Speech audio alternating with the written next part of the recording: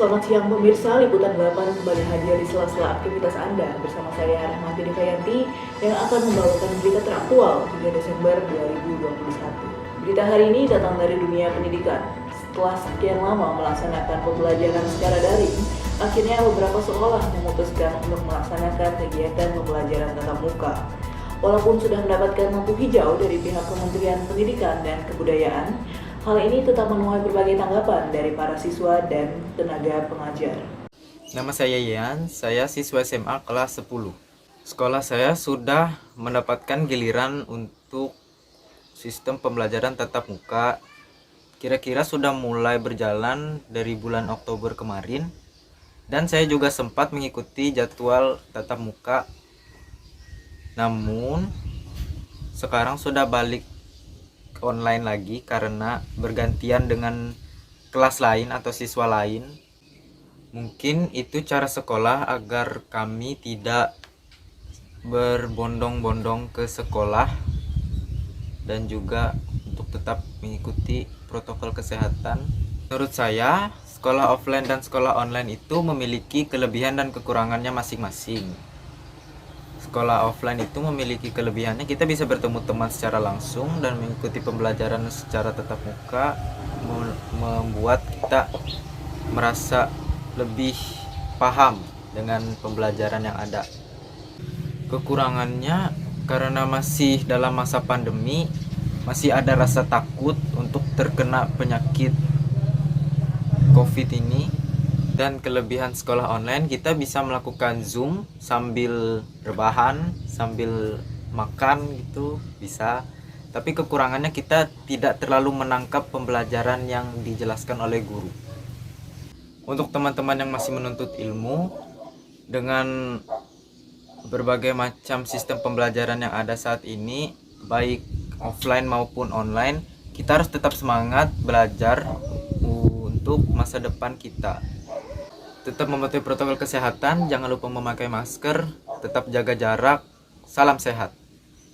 Halo, nama aku Michelle, aku mahasiswa dari salah satu perguruan tinggi di Jawa Tengah. Aku memang belum pernah kuliah offline, tapi kampus aku udah menyediakan kuliah online secara hybrid untuk teman-teman yang berdomisili di Jawa Tengah. Untuk aku, tidak masalah entah itu kuliah online atau offline. Karena kalau kuliah online, aku bisa tetap tinggal di rumah bersama orang tua, lalu aku bisa tetap bermain sama teman-teman dari tempat asal.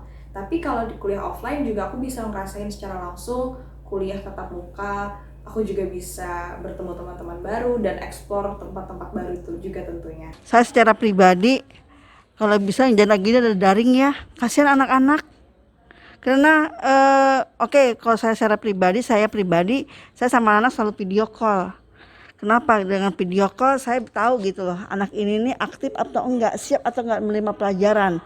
Tapi kalau menggunakan e-learning atau menggunakan lain itu kadang-kadang mereka alasannya macam-macam.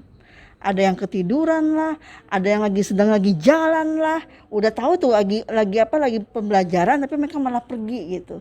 Jadi menurut saya lebih baik nggak usah deh. Lebih baik kita tetap muka aja walaupun terbatas gitu dengan melakukan prokes. Kenapa?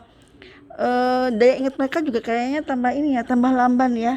Dan emosi guru juga kayaknya tertahan gitu loh, nggak bisa kita ungkapkan.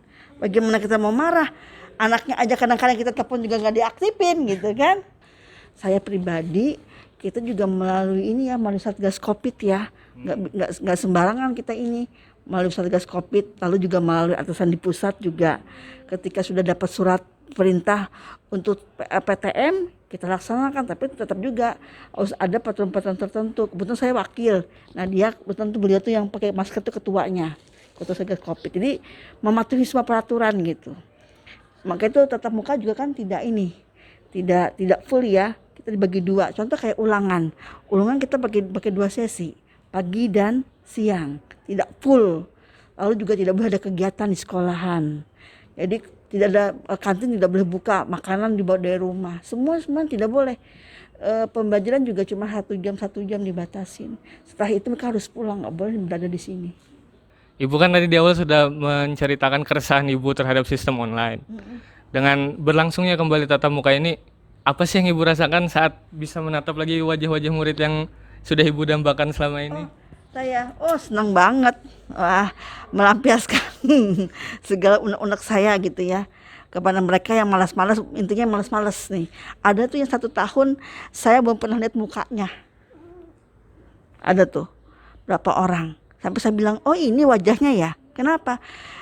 Yang saya minta yang melalui yang secara sederhana aja seperti WA gitu ya, tugas melalui WA aja nggak dikerjakan. Alasan mereka apa?